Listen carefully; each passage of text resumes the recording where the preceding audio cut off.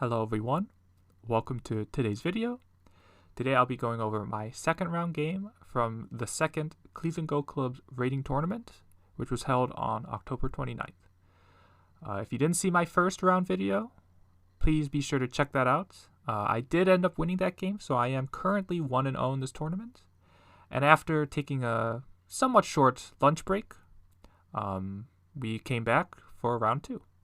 My second round opponent is David Rohlfing 1Q, and shoutouts to David. This is our first time playing in tournament, and that's because David has steadily been getting better. Almost every tournament I see him at, he's slightly stronger, and once he gets strong enough, we're close enough to play rated games in tournament. So this is our first official bout. I'm not sure if we've played free games at some point, but let's see how it goes. And it's always fun to see kind of the styles of the different players. So in the last round, I also played a 1Q. And after this, in the other game, the first round game, my opponent went here. And this tells me a lot about styles. Is my first round opponent likes to fight. But in this game, my opponent just backs off. So this again tells me a lot about my opponent. Is they're very willing to just let me get what I want, they'll get what they want, and they'll just win by the end. So, and we'll kind of see that happen in the game as well. So, yeah. So, attach black hanes, and then double hane. This is the trendy way of playing, thanks to AIs. It's not AI. It's not an AI move per se, but it's just been remade popular because of the AIs. Black Ataris. And if we do the most simple variation, which is white connecting, black would descend. And here white has two choices. White usually either stands up at Q6 or plays this one space jump extension. Now, if you play the extend upwards, this leaves really bad odds at S7. So black can play a move, whether black's preparing to peep there, like if white goes here, black could peep here the next turn, and this really hurts white's shape. In some cases, black can even directly peep there, but just for simplicity's sake, let's say black just plays here. Now white needs to fix anyways, maybe with this kind of move, and all of a sudden we can get a variation where white is getting attacked in the upper right, white is very small in the lower right, and this I'd feel confident with as black. So that's why, because if you notice, white plays this one space jump here, but that's just the same move as this, and we can see that if you change the order, when black invades, I don't think white would stand up here. It feels away from the action. But in this case, white going here, doesn't the right side feel so low? Like all of white's stones are on the second and third line. So any potential white has on the right side is going to be not that much. So I didn't like either of those. So I said, okay. And I generally do this. I'll take the corner. And I'll let you seal me into the corner. But I'll take the cash in the corner. And not that this is necessarily sente, but in the game, black does add a move. Now, the move black plays here is a little strange. Black has thickness here.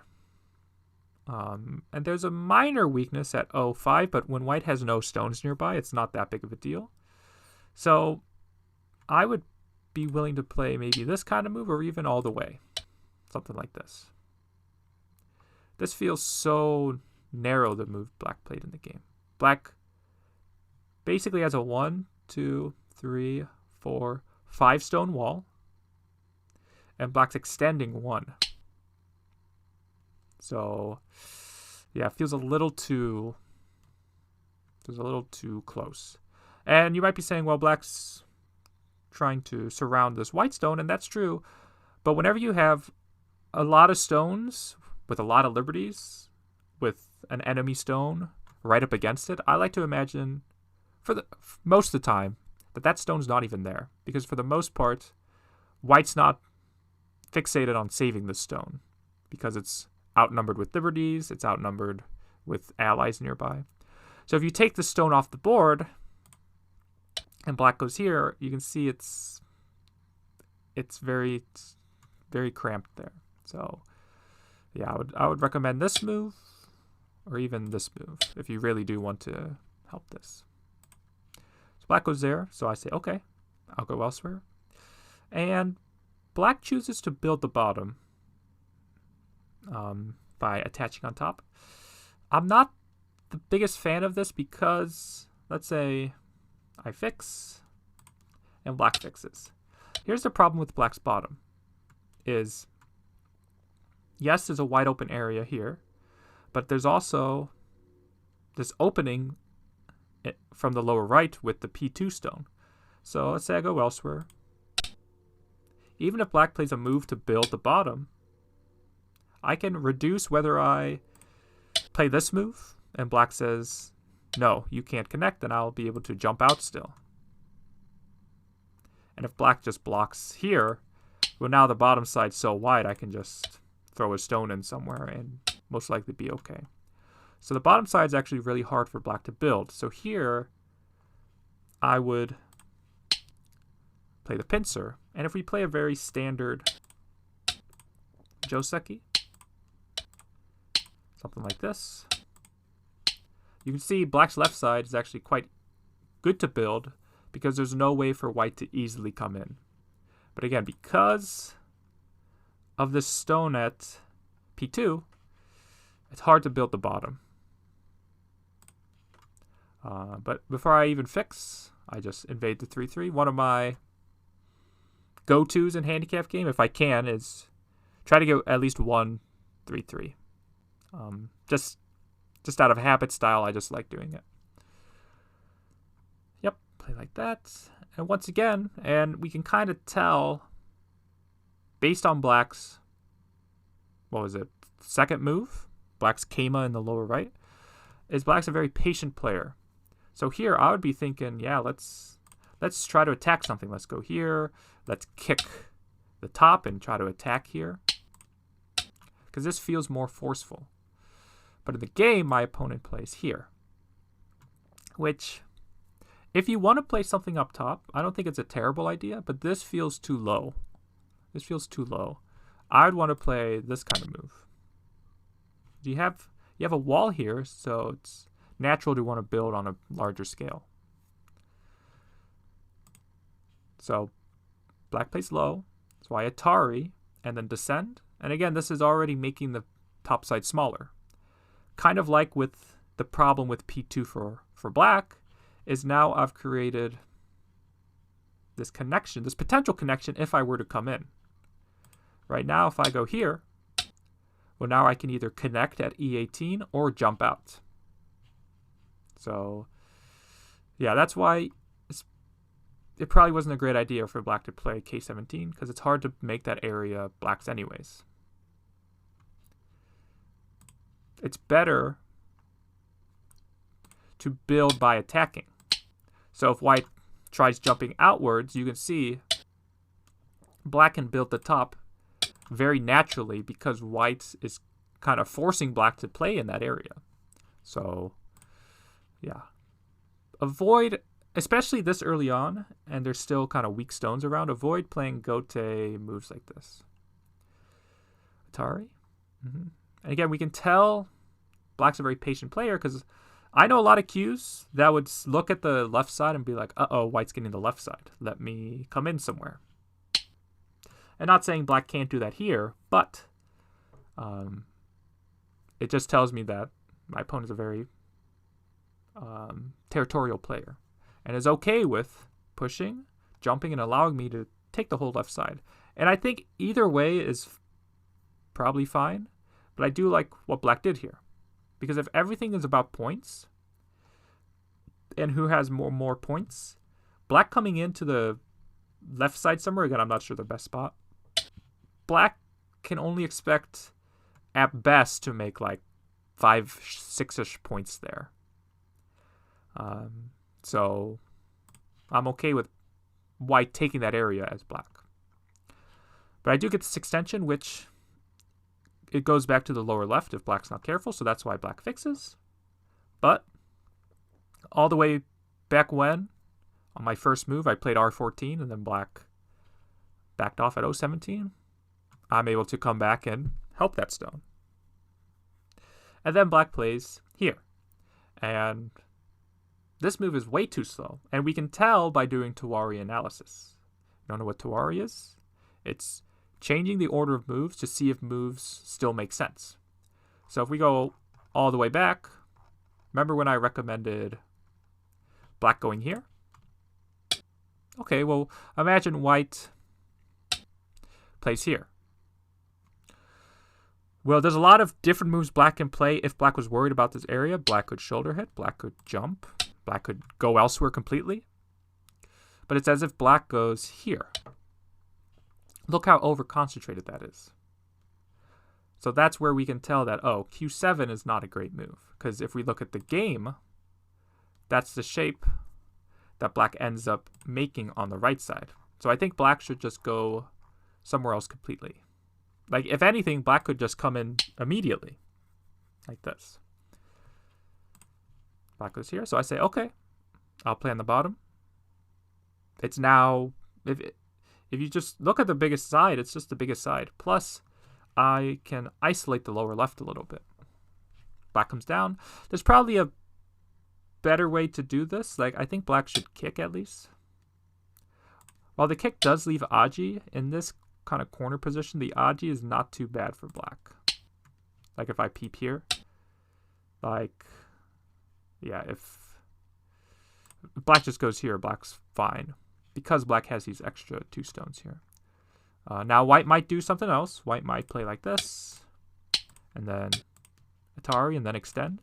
But that's still better than black just playing straight down at F3, I think. So, because I'm able to extend anyways. And then black immediately shoulder hits, which is playable, and then attaches is a nice technique. Hane. So here black has 2 choices. Black can cut. If black cuts, I will Atari through. And even if black just stands up like this, I would still feel okay as white in this position. Yeah, I'd feel okay with this as white. It might look like black's getting some points here, but that's inevitable. You know, I'm able to take away the entire left side, or lower side, I mean. In the game, black decides to go here, and we'll get a very similar result, except this time, like, notice what black does here. Black just very simply gives up the 2, which again, based on how black was playing, I could kind of sense black was going to do this. Not that I was expecting black to do this, but I'm very happy with having solid points on the left side and solid points on the bottom. And if black adds a move here, it's pretty slow. But if black doesn't, right, if black goes elsewhere, there is some potential Aji here that black needs to worry about. There's cuts here at Q6. There's cuts at O6. Cuts at L5. So black tries to save, or protect, I mean, those weaknesses in sente. But black goes here. So this is a little too slow. It does help black stones, but black should look to play maybe a move like this to build the center, or again, just simply play on the right side. Because even if white can turn, like directly this cut doesn't work because of the ladder. And if white turns here, black doesn't need to do anything crazy. If white hanes, yes, you cannot cut, but you just extend up. And you can see white's not really reducing black by a lot here. So this moves, while it looks good and it's like, oh, I'm connecting my groups, it's a little too slow because it gives me the chance to shoulder hit here. Now I'm looking at this move now and it's probably a little too much. If I want to reduce the center, I should just play a move like this.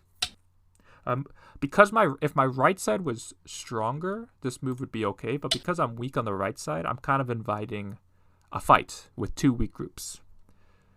So yeah, I should play a move like this, I think.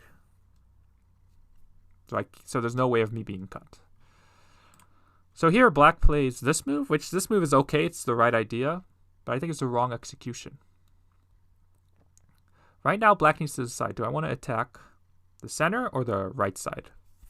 And I think here black should attack the center. It's a lot harder for white to save the stones in the center.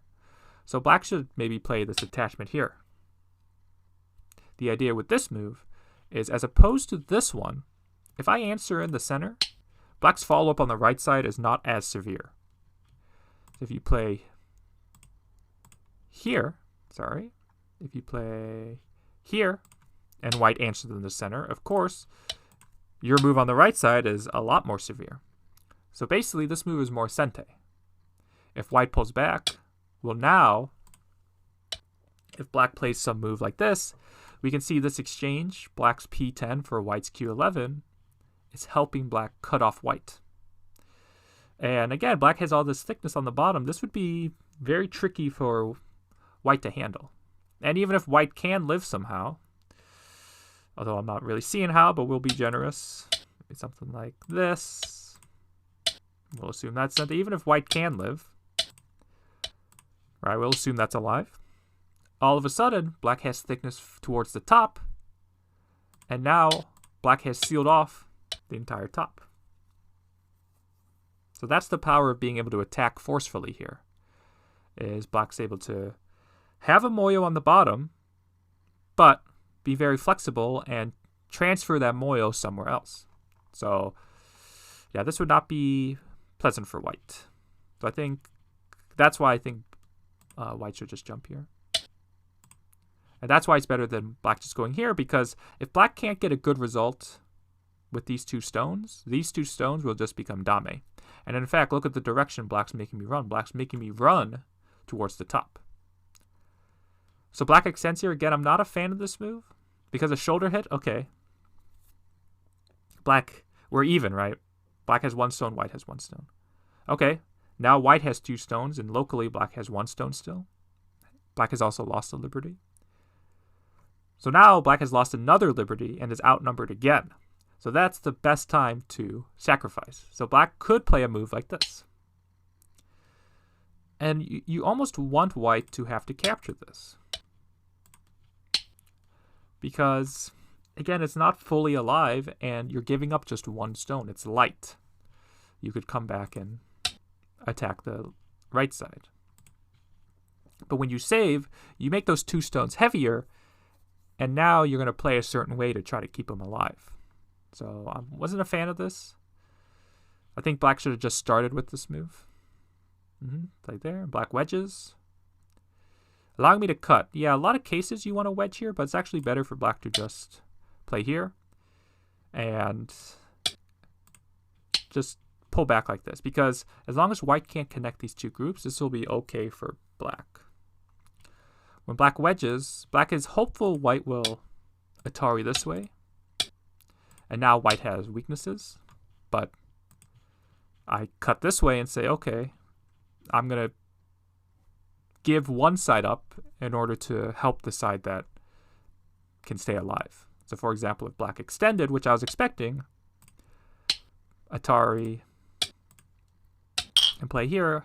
If black plays the ko, okay, I'll fight a ko here. Attach first, and then cut. Or even, better yet, just leave it as white. Say, okay, I have a ko there anytime if I need it, because I can live in the corner otherwise. Or, so that's why I was expecting black to go here. In the game, black goes here, which just gives me like perfect shape. But again, this move here is not that big for white, but black answers. So you can see black got so over-concentrated here, and it allowed me to get this move, yes, but it allowed me to get the first move in the center. So I think black should like maybe cap here, or jump here, or do something like that. This is too small. Play here. Looking to threaten cuts here. Just, it's more of a probe than anything. To see how black answers. Black's worried about the cut here, so black goes here. I think there's better ways to fix, though. This looks like better shape. When white pushes here, we can see black shape is quite good compared to if white pushes here. Black has to play like this. So you can compare the two shapes. So I jump here. Black pushes and peeps again. But here's a very important, it's not really a proverb, but technique, I guess is a better word, is before I connect here, gather information. Make sure your opponent wants you to connect here. So what do I mean by that? So if the only reason I have to connect this is because these 3 stones are alive. Once I connect here, black is more willing to give up these 3 stones because they've already used their purpose. So this is when I play here.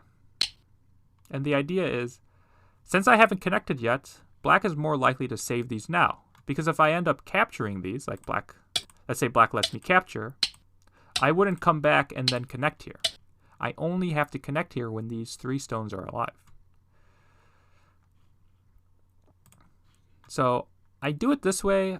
This way felt okay in the game because, again, all I'm trying to do, I'm not trying to make anything quote-unquote work. I'm just making sure black wants to save these 3 stones. So that when I connect now you can see black has cuts here. These stones are lower on liberties. That was the idea. And so black actually ends up adding a move here. So this way was okay. I think a better way to do it would have been to just go here.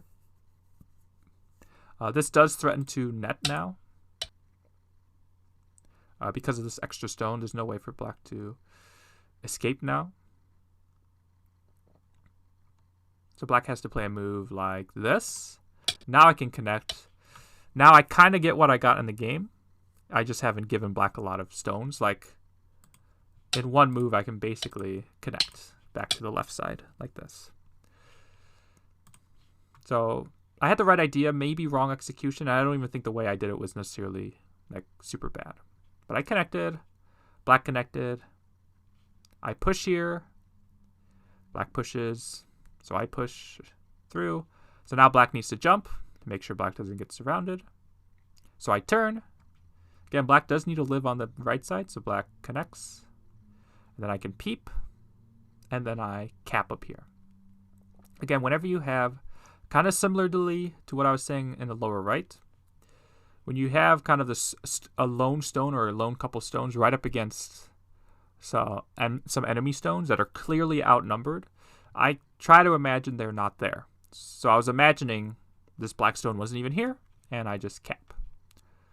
Black attaches, Hane, extend. Black pulls back and then jump. And black's noticing, oh, I'm starting to get surrounded here.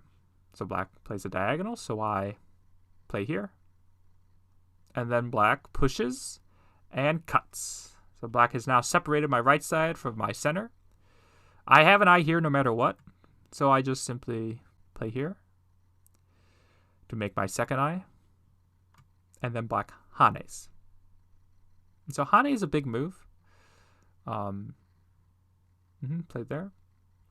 So black would like to be able to just cut me, but it doesn't work because of the Aji I created in the center, actually. So here I can Hane like this. Now this is directly threatening to capture at M9. So if black connects, now I can actually pull the stone out, and you can see black's down to 2 liberties, and there's no way for black to capture these 2 stones here.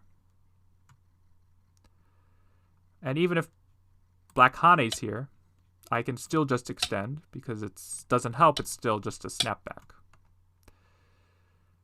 And so this is when we get back to potentially that order of moves. Well, maybe not. But what I was going to say was black should start with this because if I'm not alive, or if black hasn't connected back, I will be more willing to connect here because black hasn't spent a move to connect. And so black can get this move for free. We'll see in the game what happens is when black peeps here, I tell myself, okay, black's connected here, black's alive here, there's no point value for these 5 stones here, so I'll go elsewhere, and that's what I do. I push through here. So that's, again, kind of like in the center, where before you connect back or before you capture something, like before black goes here, black should ask to make sure, like in this case, that white wants to keep you separated.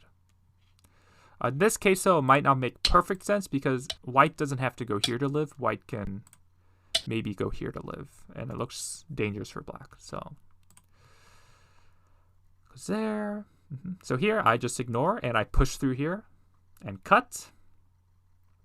And this is very brutal for black. Part of me thinks black should just give up like this.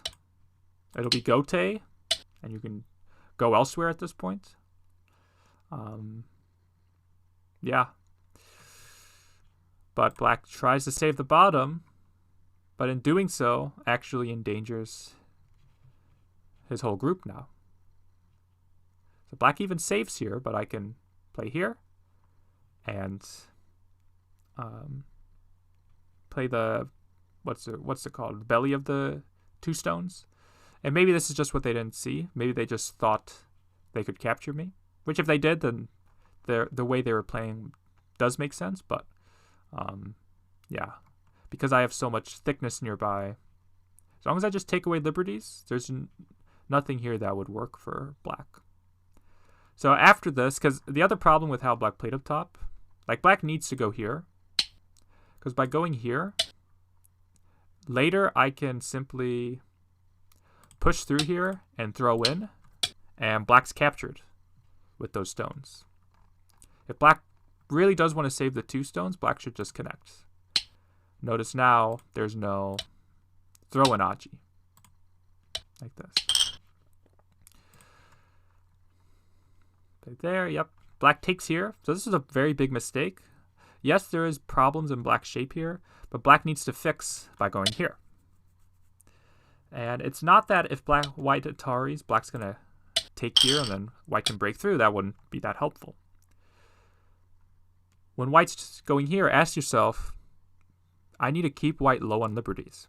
So by taking, white goes from 2 liberties to 4 liberties. That's too many. So how can I play to keep white's liberties low? I can play here. So white's still down to 1 liberty, 2 liberties, 1 liberty, 2 liberties, and you can see white gets captured. So black needed to net here to protect. And if black nets here, yeah, white probably gained too much up top, so it's probably still a white win. But at least a closer game, because what happens in the game, black takes, but I don't push. Because I knew black only had 1 eye and gote up there, so I push here, push again, and then play here. And yeah, now black's entire upper left is not doing so well. Black plays there, I just capture, push.